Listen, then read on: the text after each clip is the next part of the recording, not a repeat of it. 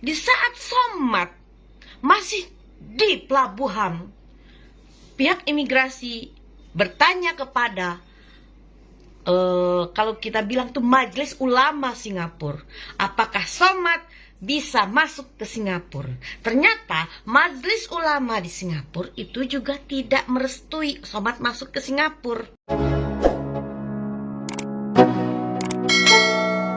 Abdul Somad akan di blacklist di Arab Saudi.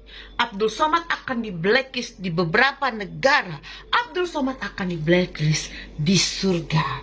Begitu muncul sapu jagat ini, selesailah riwayat Abdul Somad. Nah, Nyai mendapatkan berita dari burung ababil Nyai. Pada tanggal 16 Mei itu, Abdul Somad menyeberang dari Batam ke Singapura.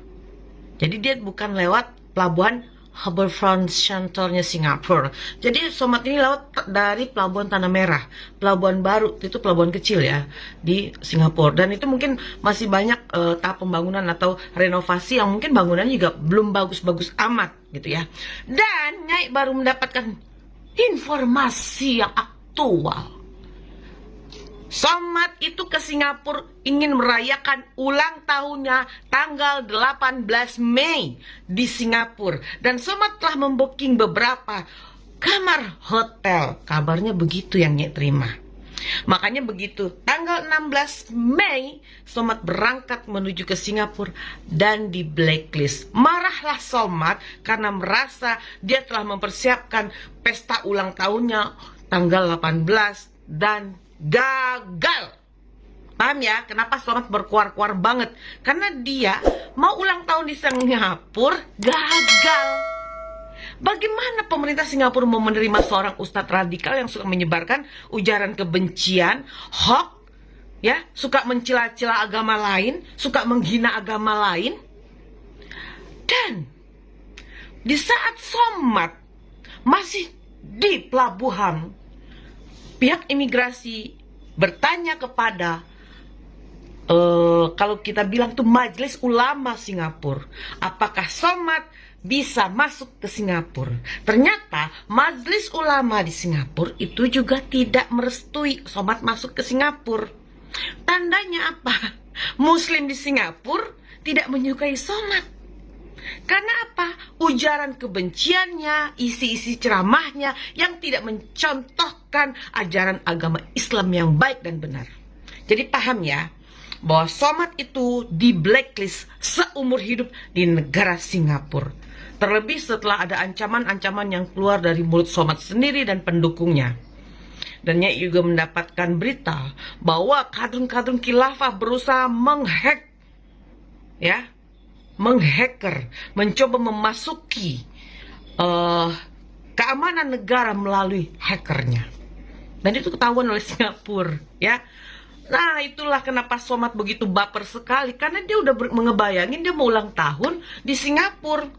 Dan warga Singapura juga mempertanyakan ucapan Somad yang mengatakan, bukankah Somad pernah bilang bahwa merayakan ulang tahun itu adalah ciri-ciri orang murtad dan kafir? Tapi ternyata Somad merayakan ulang tahun juga.